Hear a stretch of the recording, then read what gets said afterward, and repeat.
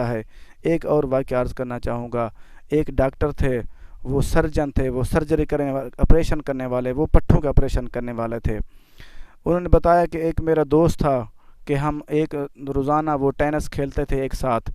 کچھ عرصے کے بعد اس کی طبیعت ایک میرے دوست کی خراب ہوئی تو وہ ہسپتال میں آیا۔ آگے کیا دیکھتا ہے کہ میں ہسپتال میں موجود تھا۔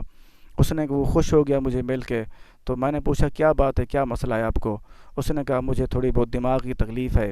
تو پھر اس نے چیک کیا تو وہ آپریشن کرنے کی ضرورت پڑی۔ اس نے آ کر آپریشن کیا۔ جیسے آپریشن کیا تو اس کا آپریشن کامیاب ہو گیا۔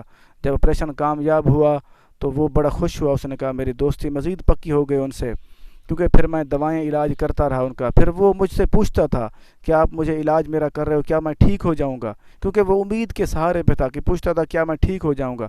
وہ کہتا تھا ہاں ٹھیک ہو جاؤ گے، کیا کچھ نہیں ہوتا آپ کو۔ پھر اس کچھ عرصے کے بعد اس کی طبیعت زیادہ خراب ہوئی۔ پھر اس نے دوبارہ آپریشن کیا کہ اس کی آپریشن پھر بھی کامیاب ہو گئے۔ پھر اس نے پوچھا کیا میں ٹھیک ہو جاؤں گا؟ اس نے کہا ہاں ٹھیک ہو جاؤ گے۔ پھر کچھ عرصے کے بعد اس کے گردوں کا مسئلہ ہو گیا۔ پھر علاج چلتا رہا۔ پھر ایک دن اس نے پوچھا مجھے سچ سچ بتاؤ، سچ سچ کیوں نہیں بتاتے، کیا میں ٹھیک ہو جاؤں گا؟ میں نے کہا ہاں ٹھیک ہو جاؤ گے۔ پھر اس کو بولنے کا مسئلہ ہو گیا۔ پھر اس نے پوچھا کیا میں ٹھیک ہو جاؤں گا؟ میں نے کہا ہاں ٹھیک ہو جاؤ گے۔ پھر میں نے سوچا اس کی طبیعت دن بدن نیچے جا رہی ہے، مزید خراب ہوتی جا رہی ہے۔ کچھ ہی دنوں کے بعد اس کی طبیعت بہت زیادہ خراب ہو گئی۔ پھر میں نے اس کے گھر جانے لگا علاج کے لیے۔ پھر اس نے پوچھا کیا سچ بتاؤ میں ٹھیک ہو جاؤں گا؟ میں نے کہا ہاں ٹھیک ہو جاؤ گے۔ میرے دل میں خیال آیا اب اگر پوچھے گا تو میں بتاؤں گا، اب تو ٹھیک نہیں ہو سکتا۔ پھر اس نے پوچھا کیا میں ٹھیک ہو جاؤں گا؟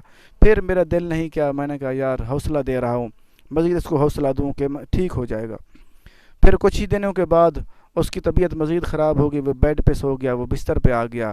پھر مجھ سے پوچھا کیا میں ٹھیک ہو جاؤں گا؟ میں نے کہا سوچا کہ اس کو بار بار جھوٹ بولتا رہوں، کوئی فائدہ نہیں۔ پھر میں نے اس کو کہا، میں نے کہا اب مجھے نہیں لگتا کہ آپ ٹھیک ہو جاؤ گے۔ اس نے کہا آپ کی مہربانی، بہت زیادہ شکریہ کہ آپ نے میرا علاج کیا، آپ نے میرے ساتھ اتنا دن گزارے۔ وہ کہتے ہیں کہ میں یہی بات کر کے پھر میں گھر واپس آیا۔ تھوڑی دیر رکا تو مجھے چین آرام نہیں آ رہا تھا کہ میں نے سوچا کہ فون کر لوں، کال کر لوں۔ جیسے میں نے فون کیا تو اس کی بیوی نے کال اٹھائی تو اس سے پوچھا کیا صورتحال ہے؟ اس نے کہا آپ کے جانے کے ٹھیک 5 منٹ بعد وہ فوت ہو گیا۔ دیکھو ہمیں کتنا، اس کو بہت زیادہ افسوس ہوا کہ جب تک میں اس کو امید دلاتا رہا کہ یہ تو ٹھیک رہا، جیسے امید کی ڈور کٹی تو وہ فوراً ہی ختم ہو گیا۔ ہمیں بھی چاہیے کہ اللہ تعالیٰ کی ذات کے ساتھ امیدیں رکھیں، کیونکہ وہ رحمان رحیم ہے، وہ معاف کر دیتا ہے۔ اللہ تعالیٰ نے ارشاد فرمایا ورحمتی وسعت کل شیء، سورۃ اعراف آیت نمبر 156 کا کچھ حصہ، پارہ نمبر 9۔ اللہ پاک نے ارشاد فرمایا میری رحمت ہر چیز کو گھیرے ہوئے ہے۔ ہمیں بھی اس چیز سے غور کر لینا چاہیے۔ اللہ تعالیٰ کی رحمت بہت زیادہ وسیع ہے اور ہر چیز کو اسی کے رحمت نے گھیرا ہوا ہے۔ ہم اگر سچی امیدیں رکھیں گے تو اللہ تعالیٰ ہماری دنیا آخرت بہتر کرے گا۔